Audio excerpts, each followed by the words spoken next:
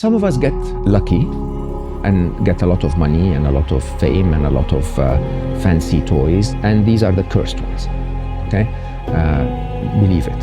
As long as you associate with those things, no amount of them is enough.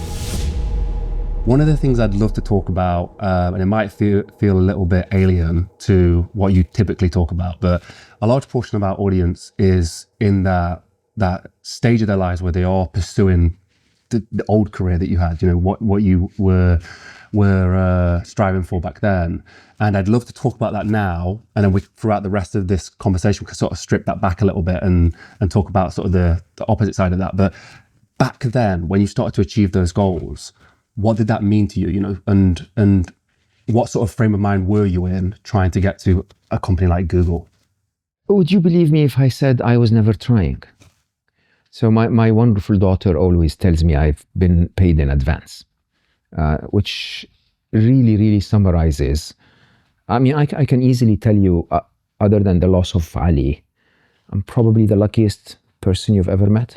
I don't know if luck can be seen as like coincidences that happen out of nowhere, but I think life will throw you a lead, if you want, when you're ready. And some of us observe the lead and act upon it, and we call them lucky because they've seen it. But I have always been sort of guided to the places I have been, I found myself in.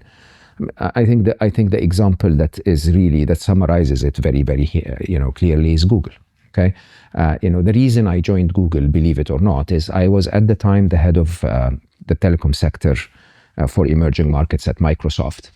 And my head of Eastern Europe was a German gentleman who is a wonderful guy who just had a child and wanted to stop traveling across Eastern Europe. So he asked me to help him get a job in Germany.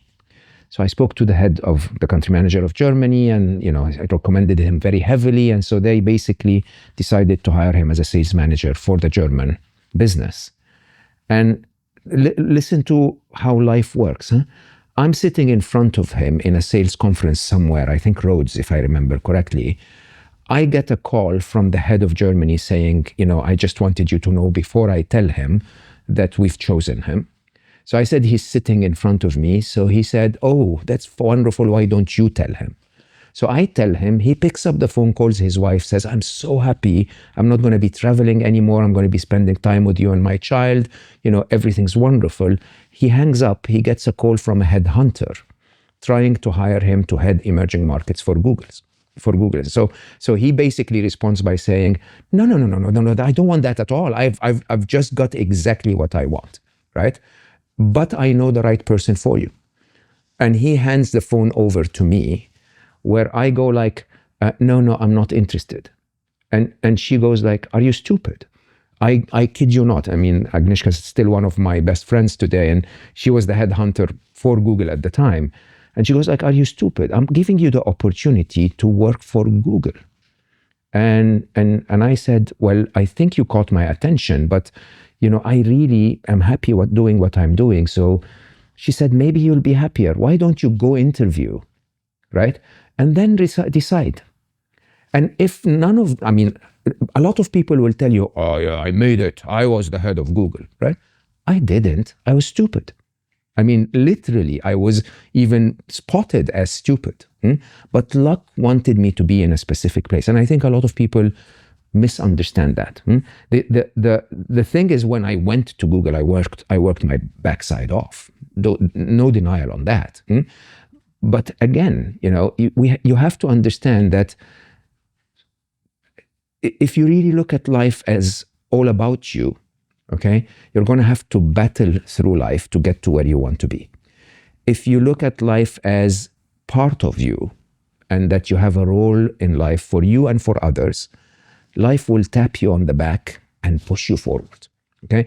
And when you're stupid and you want to take different directions, life will even participate by giving you someone that says, no, you're not listening. Okay?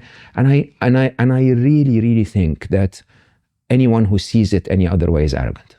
Okay? Because I know so many people who have succeeded in life. And I'll tell you, hands down, okay? They were handed over opportunities and they spotted them and acted upon them. Nobody creates it from A to Z at all.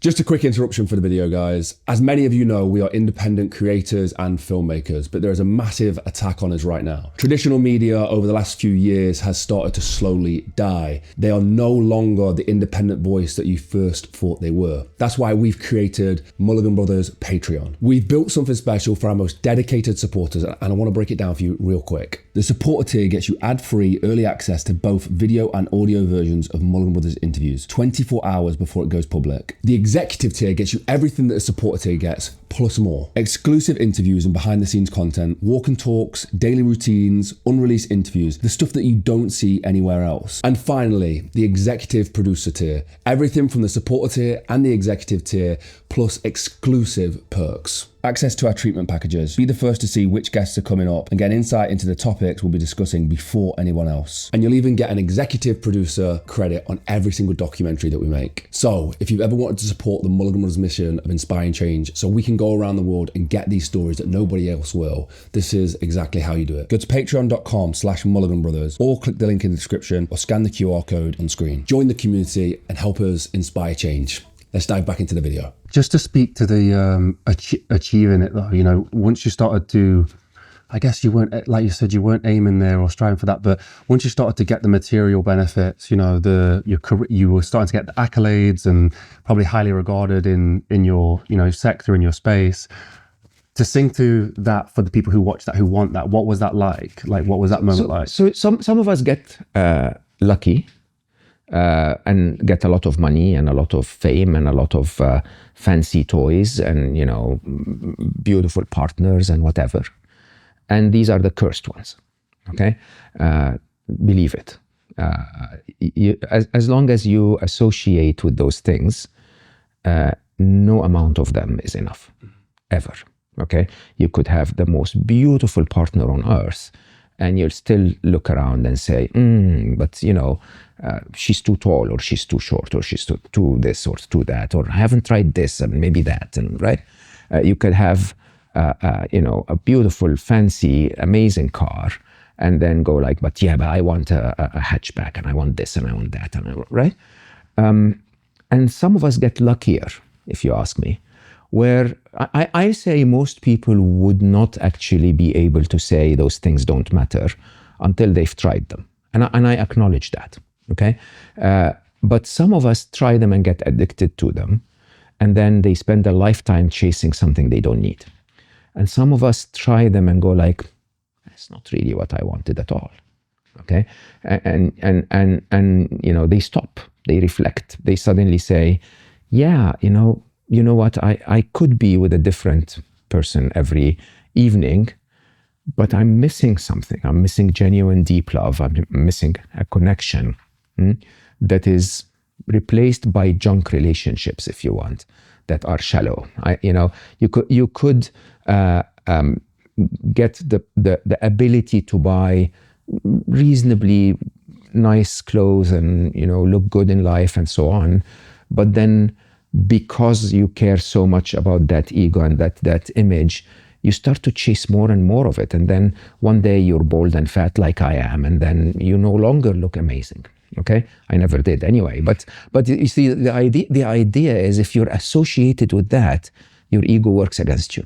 Your ego shreds you to pieces. Okay? Because if you care so much about being ripped and being handsome and being this and being that, one day that goes away. So the luckier ones of us actually get some of that, but lose the appetite for it, okay?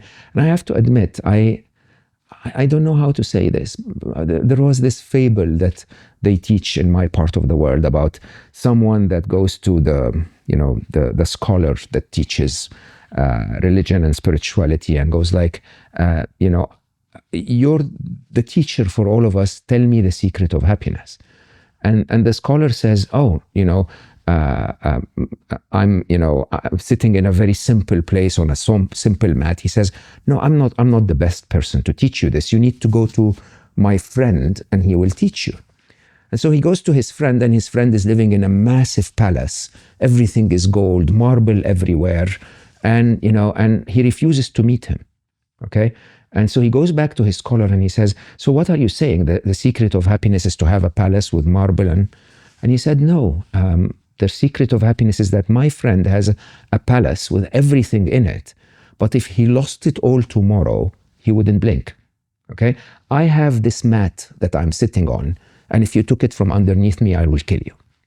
Right? It's that attachment to things that tortures us. Okay? It's that attachment to images, to promises of the modern world that truly tortures us, believe it or not. So the luckiest of all of us are those who own the world, but the world doesn't own them. The luckiest of all of us are those who own the world, but the world doesn't own them. The only asset I have in life is my time. That's the only thing that I come to this world with.